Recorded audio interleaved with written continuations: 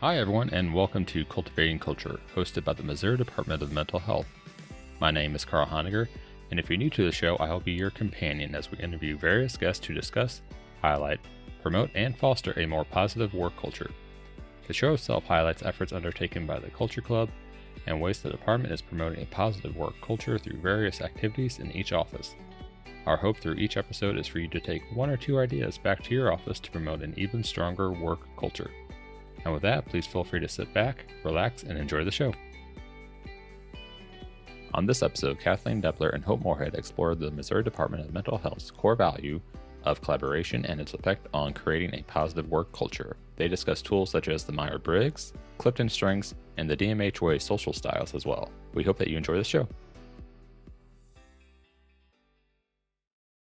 A stat from Harvard Business Review states that 39% of employees worldwide say people in their organization don't collaborate enough.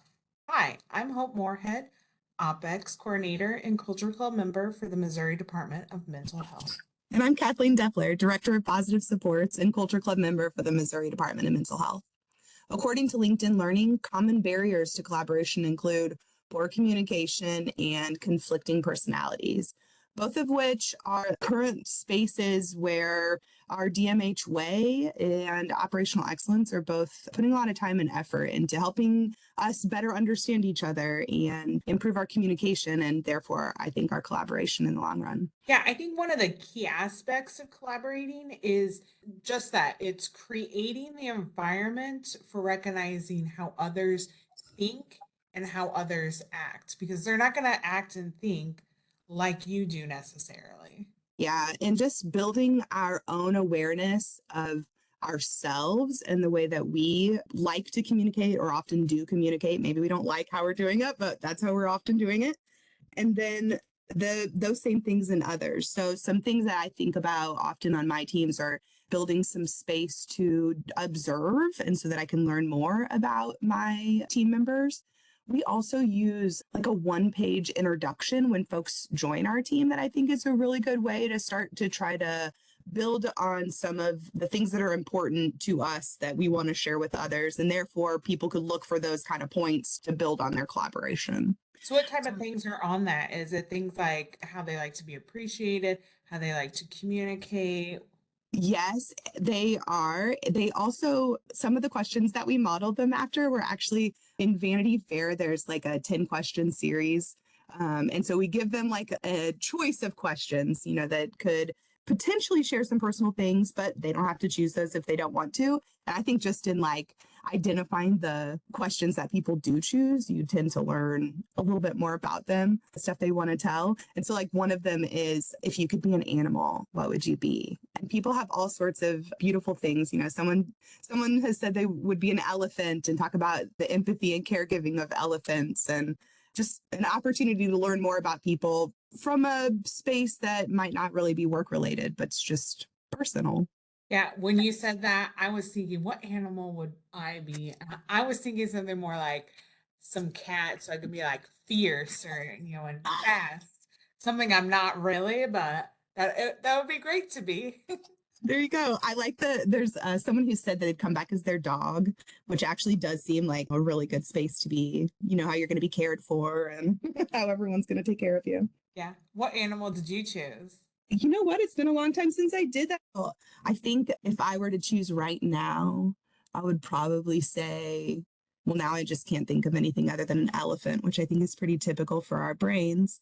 But probably something along those lines of a really sensitive caregiver and someone who wants to build a community around them, which are things that elephants do and have. So thanks to whoever on my team picked elephant. Now that's in my head. Yeah. I think of another great example of kind of that get to know you part of collaboration. During one of our community operations team meetings, we've been doing this kind of like get to know you part before we go into the meeting agenda. And so every time it's a new person and we just ask like, how long have you been with the state? What are you excited about in your job? And then answer like a few other questions about yourself. And so it's a great way to kind of get to know some of these team members, especially some that we work virtually with. So you don't like see them in the office every day, to learn that their kid plays baseball or some other hobbies and interests that they have. I really like that. I just started a work group, a collaborative group with some folks from different state departments. And we started our first meeting together with each of us going around and sharing a recent win or something we were excited about. And people shared personal things, but also work things. And that meeting, a few of the things people mentioned came up later. And so it really just started us off in a space where we were mobile and we had a little bit of knowledge and starting to build some trust. Yeah, trust. I think that's a big thing. So when you go into the room, especially if you're in like this group that you don't know anybody, and then you have to collaborate without having the like, all I know is maybe your name and an intro. But if you had something a little more personal to connect, then you probably feel more open about giving ideas and feedback and such. So trust, yeah, really important there. Are there other tools that you guys have used when you're looking at collaboration?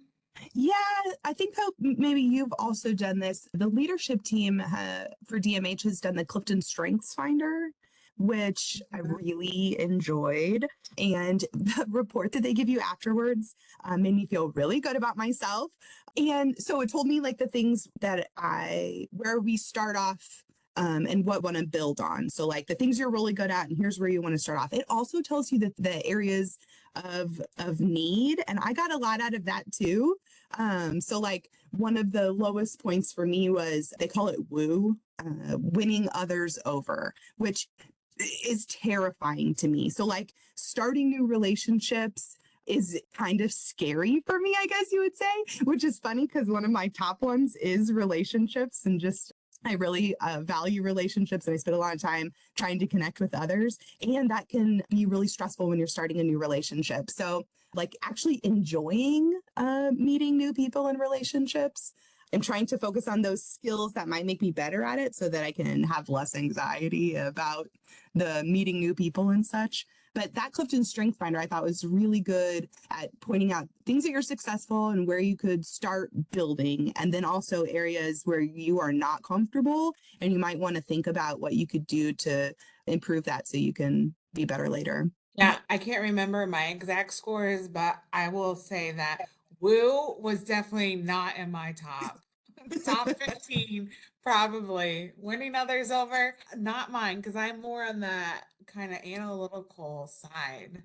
Yeah, I think putting people in a situation that they're not in their, their home space where they really feel comfortable can do that to people. And so just knowing that that's an area where you might have some anxiety or like knowing that about your peer, like hope it's really helpful to me. Maybe you and I, next time we're in a meeting with lots of new people, we could be our like wing women and help each other out in meeting new people. And I think that's why it's important right there that you can help when you know what you're good at or what you're not, and you know that about your peers, we're just better able to collaborate and build relationships, help each other. Yeah, so I remember from the Clifton Strengths, there was those four leadership domains, and it was executing, influencing, relationship building, and strategic thinking. I was definitely more in the strategic thinking, but I did have some of the other three in my top. So that was unique to see. Maybe I'm a little more well balanced, maybe, which was good that I wasn't leaning too heavily one way or the other, but definitely more strategic. What were you? Yeah. Connectedness. That was my like top thing, which is in the relationship building category. And that woo, I think is really interesting because you might think that that's in relationship, but it's not. It's in influencing. And so it's kind of like that, maybe like taking the opportunity, the 30-second sales pitch kind of thing that like you're willing to just go up and start talking to someone, taking charge and telling them about whatever it is that you've got going on. Oh, it's not the relationship building, even though it's about that like initial meeting. It's really that woo is really in the influencing others category, which is interesting. Yeah, I remember when we did this at a leadership retreat that There weren't as many in the influencing category, but those that were in the influencing, they definitely were influencers. They were very outgoing. They were very much the people who kind of were making a big impact too, because they were getting all those connections and everything. So influencing definitely fit them. Yes, actually, maybe we should find those influencers, Hope, and those should be our wing people so that they can help us in those initial conversations. True, true. I think there's another tool that is kind of popping up more recently through the state agencies. So, through our agency, the Missouri Department of Mental Health, and other Missouri agencies are doing it. It's a thing called social styles. So essentially, Yes. social styles, it has like an axis. So one of the axes is a measure of assertiveness. So on one end, you have kind of that ask, listen type, and on the other end, your tell talk. So you answer questions and they tell you, are you more on the ask, listen, or tell talk side? And then the other axis is on responsiveness. So controlled versus emotive. And then when you map that out, you come up with the four styles. So in the ask, listen, controlled is more of that analytical. In the controlled tell talk are the drivers. In the tell talk emotive are the expressives. And in the emotive ask, listen are the amiables. Looking at that, I definitely scored in the analytical. So in that ask, listen, controlled. Kathleen, do you remember what you scored? Oh, I remember I am amiable all day long. I'm probably like really far in the corner of emotive and asking and listening. And I saw myself in not just the like strengths that they point out in that one, but also the gaps. And that's been really helpful to me in learning to talk with others. And because I'm an amiable and the way that I tend to operate, that can be really frustrating to other people who it's not super important to them. Like you said earlier about knowing about somebody's kid's t-ball game. Like, I don't know how we can start a meeting if I don't know how people are doing and what's going on in their life. That's like really important to me that everyone feels like they're a part of it. And that isn't how everyone operates. And so it's helpful for me to remember that and to make sure that I am flexible to how other people in my environment might not really want to talk about, you Yeah. know. Yeah, I think once you kind of learn how different people function, whether that's through social styles or maybe, the Clifton strengths, like realizing that they function differently from you and then actually modifying your behavior towards them, I think can be really helpful for collaboration. So, for instance, so I'm in that analytical space. I used to have meetings with some people in like the amiable, expressive type realm who they just wanted to come in and begin the meeting with small talk. And came in the meeting like, I'm prepared. It's a 30-minute meeting. I have 30 minutes worth of content all lined up, bullet pointed, like ready to go. And then they come in and they're just chit chatting about what they did on the weekend. And at first, I was like, they're like, I'm not going to get through all my content with them. And then some meetings when I would have from them and we would get started, they wouldn't be as like open to the collaboration process. And so I realized it was, frustrating on either end. Either I was just getting frustrated because I was over planning or and not allowing that room for them to be amiable and get to know me, or I was, getting them, not open to collaborating because we weren't connecting like they needed. So what I did was instead of me saying, this is how I function, this is how I am, I started to try and look at who am I meeting with and how can I pre-plan like how I'm going to function in there. So like if I'm going to meet with them, I'm going to, plan 20 minutes worth of content for the 30-minute meeting. That way we can end and begin maybe with some of that small talk like, well, how have you been? What's the weekend? Things like that. And then they're more open. I'm less frustrated because I didn't overplan.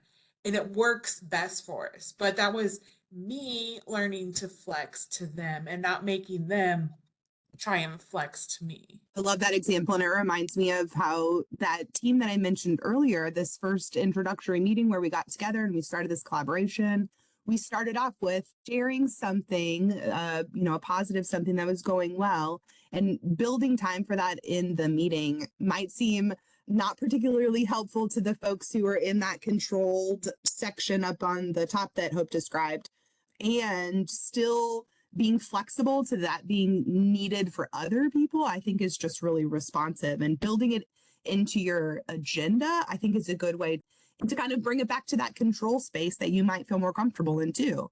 I'm going to allow for this in the meeting time, and I'm going to put it on the agenda so other people like me, other people like who are in that analytical and driver section that appreciate the more controlled communication, they know what that they can be prepared for that. And then the expressives and amiables, they showed up for that, so they're ready to go for you, and they're going to have a better meeting and be much more comfortable sharing their ideas Yeah. because you've put the time in there. Yeah, and I can also think of another thing that's helped with collaboration is, so that was kind of the control the motive, but looking at the tell, talk, ask, listen, have you, like, we're both on this ask, listen side. Have you ever been in a meeting where the people on that tell, talk side have just talked the entire meeting and you feel like you have something to say but can't say it? And so I love it when people actually like call out those that haven't participated as much to ask their opinion, because it opens that space for that ask, listen to contribute.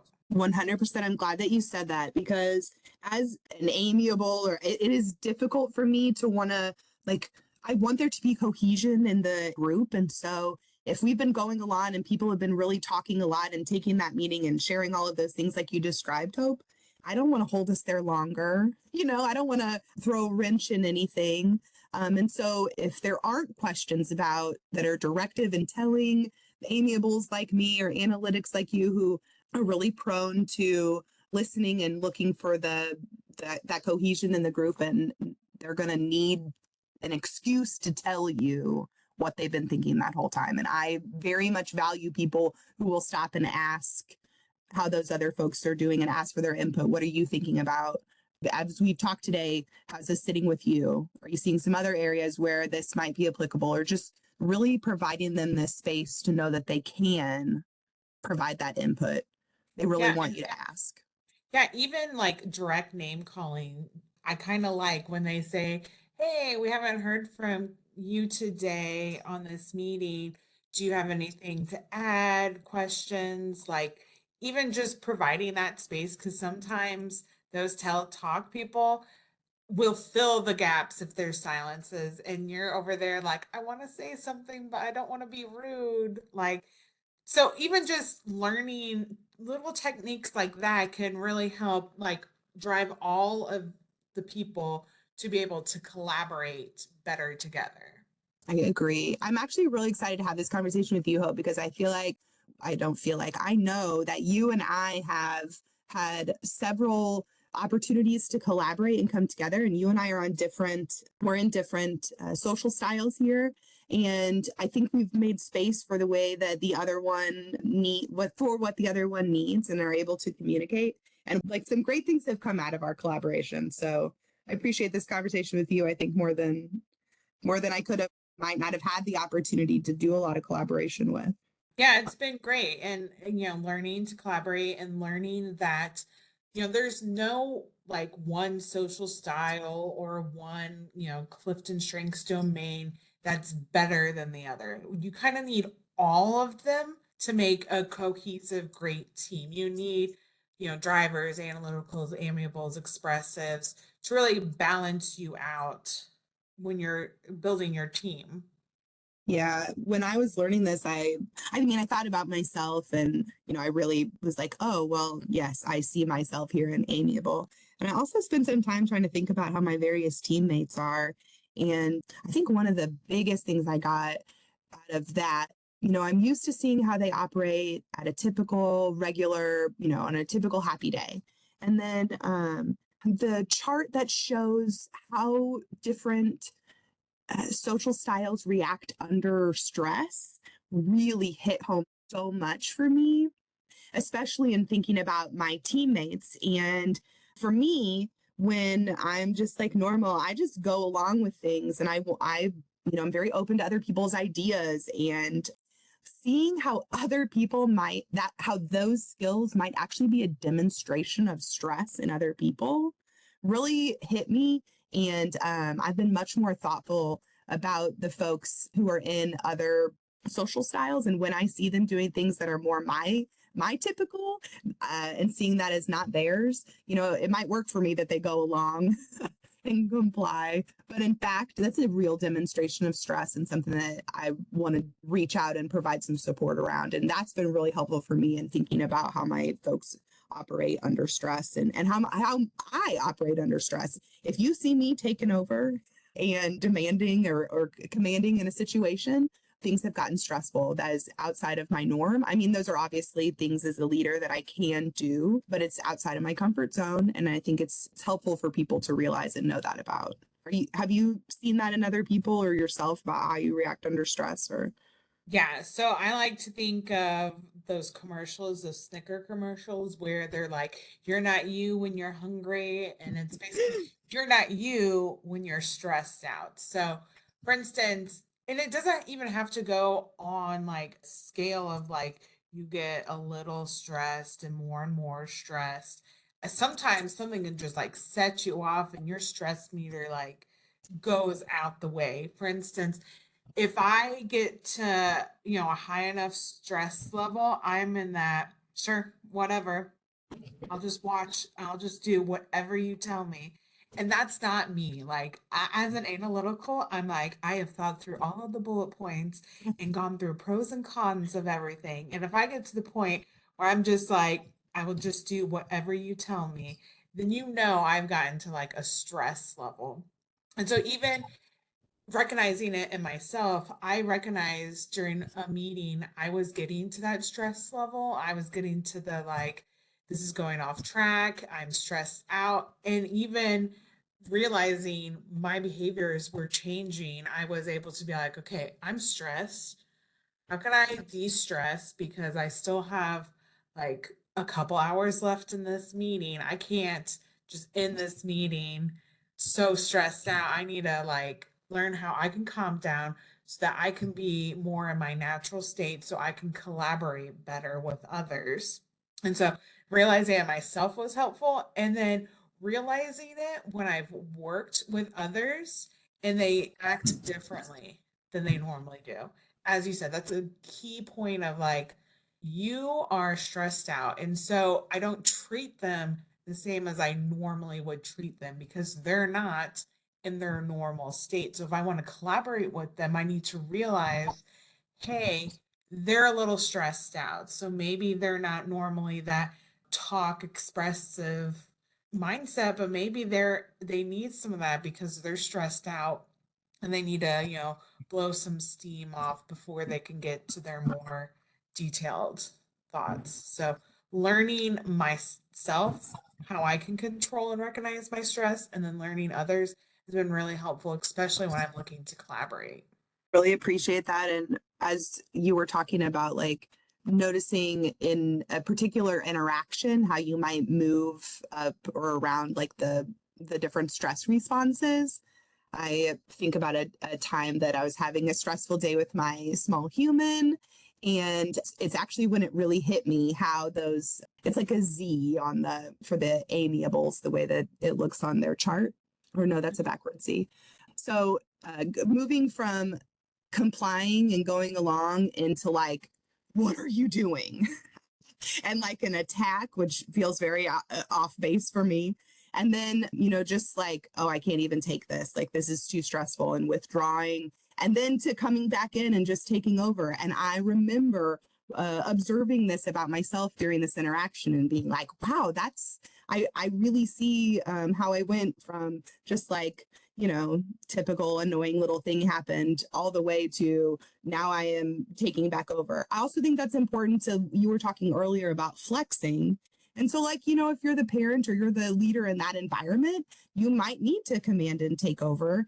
But realizing that that is also stressful for me and making sure that I'm able to give myself some grace and know that I might need some support or whatever, that has been stressful, even though maybe on the outside it looked like what needed to happen in that moment. It was still hard on that person who's having to work outside of their comfort zone. I just think that's an important thing to think about.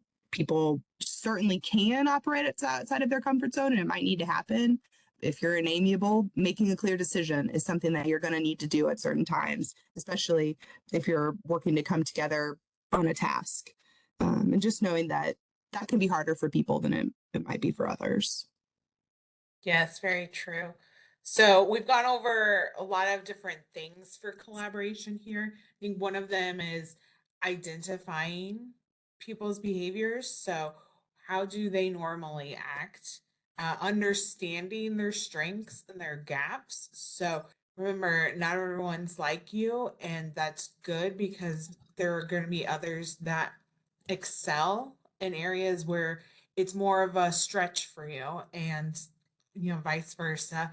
Learning how to flex to them. So realizing that you are in control of what you do, you're not in control of what they do. And then lastly, recognizing, when they're under stress, you're going to have to treat them differently. And when you kind of marry all of those together, then you can create a better environment to collaborate in. You're going to have better ideas, more innovation, people feeling more comfortable in sharing their ideas and their skills that, hopefully back up the ideas that they have and get things happening. Improved productivity. I can just think of so many benefits of working together and increasing collaboration.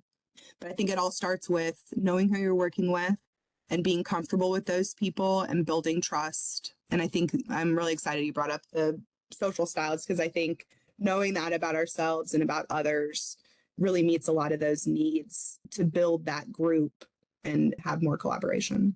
Yeah, it's been great talking to you, Kathleen, about collaboration. You too, Hope.